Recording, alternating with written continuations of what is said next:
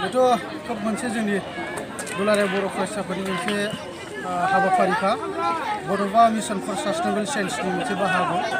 बेखौ नोजोर बोनानै जोंनि दख'रायाव जोङो थांनाय 5 सेप्तेम्बरनिफ्राय जागायदोंमोन दिनैहाय जोबथा फाइनाल मोनसे हाबाफारियाव सफैबाय बिदिनखालिनो जोङो मोनसे हाबाफारिबो दाजाबदेरनाय जादों जे 2002 मायथाइयाव जाय फरायसाफ्रा मेट्रिक आरो हायार सेकेन्डारि फार्स्ट डिभिजन बा सेथि मासियाव आवग्रिनानै बिथांमोननो जोङो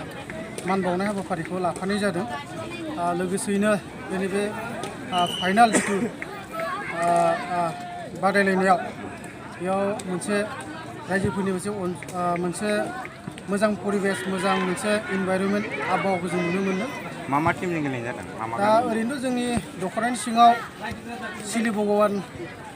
मोनसे गेलेमु बादायनाय टीम लोगोसे आरो ब्रह्मपुर होननाय मोनसे गेलेगिरि बादायारि बिथांमोना मोननै गामिजों बेखौ रायजोफोरनि गेजेराव खोब मोनसे मोजाङै गेलेना दिन्थिफुंनायखौ बान्था हिसाबै मा होनाय जादों? ओरैनो जोङो बेबायदि खोब जों माबा होनो हायाखै मोनसे अनसुंथाइ रांनि मोनसे अनसुंथाइ होनाय जादों लोगोसे बे ट्रफि बेखौ लाफानाय जादों। फैबाय थानाय समाव जोंनि दा गेलेगिरिफ्रा माबायदि जानांगौ जोंनि बे आनसलिक सिङाव थानाय मा बेथ' जोंनि आनसलिकआ मोनसे मा होनांगोन गाहाय ओनसोलाव थानाय मोनसे ओनसोल होनना बुंनांगोन थेवबो जों बेखौ दुलाराय बर' फरायसाफोरनि आनसलिक हिसाबै मोनसे नाजानाय जादों जे बबे गामियाव गेलेगिरि गोसो गुदुं गेलेनाय लाइमोन सेंग्रा सिख्ला दङ बेखौ बोखांनानै जोङो लाबोनाय जादों लोगोसेयैनो बेखौबो बिथांमोना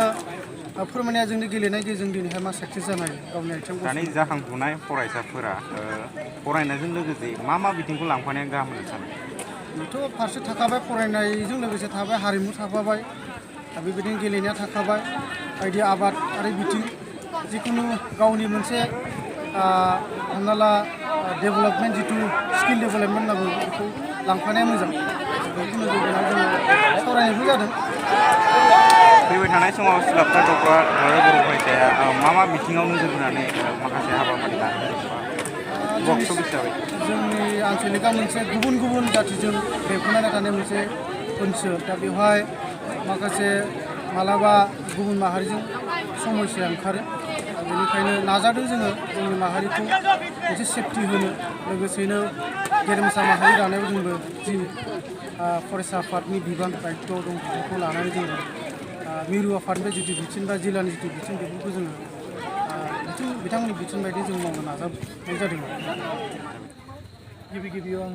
आर'नाइ रादाब बुथुमगिरिनिसिम आंनि अननाय आरो सिबिनायखौ जासिग्रोबाय। नोंथांनि जिथुनाखि सोंथि बे सोंथियाव आङो सासे सिलाफोर दख'रा एसटि बर' सुबुं आफादनि गाहाय नेहाथारि जानानै बेखौनो मेसेज होनो सानो जे फरायनायजों लोगोसे जोङो गेलेनाय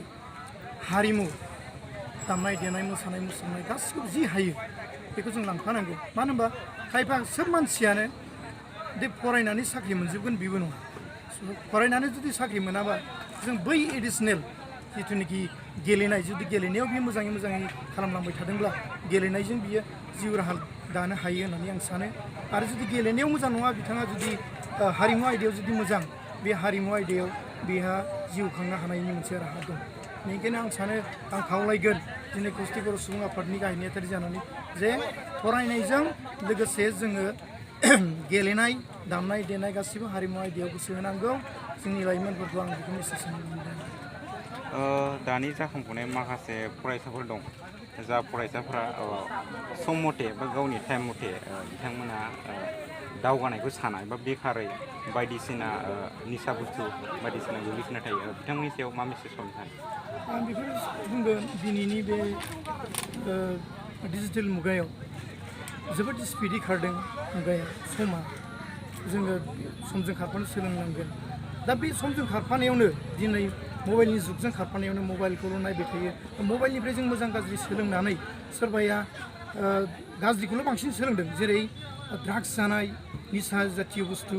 माबा गाज्रि खेलाव एंगेज जानाय बेखौ जों नुबाय थादों आं दिनै खावलायगोन जे बेफोरनिफ्राय जानगाराव थानांगौ जों डिजिटेल मुगायाव जेब्लानाखि जों आगान होबाय जिथुनाखि जों आगान होबाय जोङो मोजां आयदा मोजां राहा लानांगौ आरो बैफोर निसा जातीय बुस्थुखौ जोङो एंगारनानै सोलिनांगोन आरो गार्जेनफ्राबो बेयाव सांग्रां जानांगोन जे आंनि फिसाया कलेजाव थांदों स्कुलाव थांदों बे थांबाल'बो जानाय नङा थाखि बियो सोरबायदि लोगोजों लोगो जाहैदों बिनि लोगोआ मोजां नंगौना नङा बे सम मथे न'आव फैदोंना फैयाखै बेखौबो गार्जेनफ्राबो नोजोर होनांगौ गार्जेनफोरनि माखासे नोजोर होयैनि थाखायनो दिनै माखासे गथ'फ्रा गावनि फरायसालियाव थांदोंब्लाबो आदा ससेयाव बियो गुबुन गाज्रि संगजोंसो बा गाज्रि हाबायावसो नांथाबनानै थादों बा कलेजाव थांदों होननानै बिथाङा कलेजाव ड्रेस पार्टि कलेजाव थांनो होननानै ओंखारलांदोंब्लाबो आदा ससेयाव बे बिथाङा जुदि बेलेग माने गाज्रि हाबायावसो बिथाङा बिजि जानानै थादोंबो जानो हागौ बेनिखायनो गार्जेनफ्रा मोनसे दायित्व दं जे गावनि फिसाया थारैनो गावनि फरायनाय बा गावनि डिउटियाव मोजाङै गोसो होनो हायाखै बा डिउटियाव थांदोंना थाङाखै बेखौ नोजोर होनाय दायित्व गार्जेनफोरनि दायित्व गोजोननाय थाबाय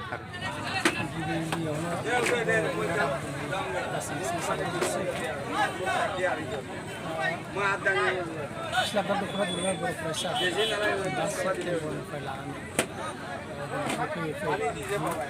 Ziba September. Jadi football final गेलेनाय हाबाफारिखौ फोजोबबाय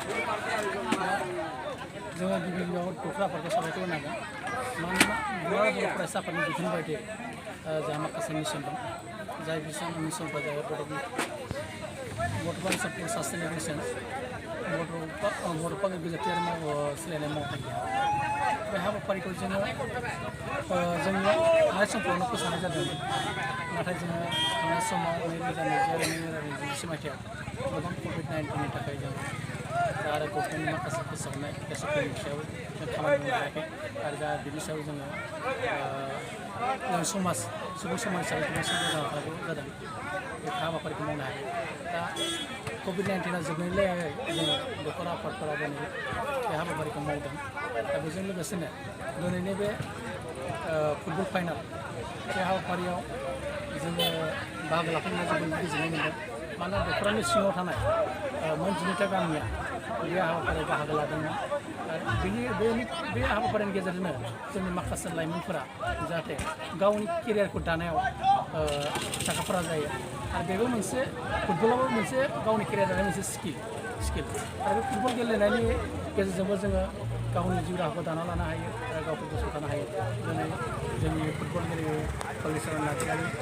सारमोन बिदिनो दुर्गा बर' आरो जोंनि फंबाय उन्दै गेलेगिरि चन्दन बर' बिथांमोननि खोथाखौ जारिमिनखौ नायबा जों मिथियो फुटबलजों माबायदि खालामो आरो धेमाजि जिल्लानि सिङाव जाखांबोनाय माखासे गोरों प्लेयारखौ बिथांमोननिसिम मा मेसेज जोंनि जिल्लानि सिङाव थानाय जायफोर दा गेलेगिरि जाखांफुनाय गेलेगिरिफोर दङ बिथांमोना कचनि जा माखासे नियम निथि थायो बेखौ डिसिप्लिनखौ मेनटेन खालामनानै सोलिनांगोन आरो लोगोसेनो गावखौ गावनि थांखियाव सहैनो थाखाय गावनि एमखौ लोरबां खालामा जों बेखौ जिल्ला दैदेनगिरि हिसाबै जिल्लानिफ्राय खावलायगोन जाहाथे बिथांमोना बेनि गेजेरजोंनो गावनि जिउ राहा दानायाव सांग्रां जालांनो हायो आवगायलांनो हायो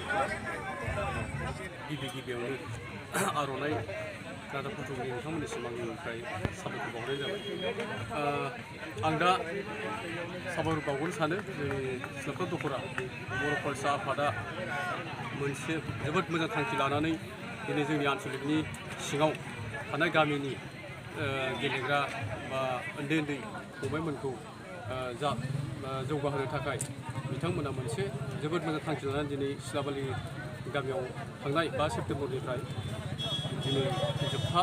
फाइनालसिम बिथांमोना मोजाङैनो खेबनानै दैदेनलांबाय बिनि थाखाय जोंनि सिलाफोर दखरा खौसे बर' सुबुं आफादनि जानानै जों बिथांमोनसिम जोबोद साबायखर थाबाय मानो होनोब्ला गेलेनायानो जाहैबाय जोंनि बर' हारिनि मोनसे बुहुमाव बर' हारिखौ मोनसे मिथिसार होनाय मोनसे बाहागो गेलेनायजोंबो जोंनि बर' हारिखौ बुहुमाव जों मिथिसार होनो हायो बेनि थाखायनो आङो जों खौसे बर' सुबुं आफादनि जानानै जोङो बयखौबो जोंनि गेलेग्रा जोंनि आन्चलिकनि सिङाव जायफोर फरायसाफोर गेलेग्रा फंबायमोन दङ बिथांमोनखौ जोङो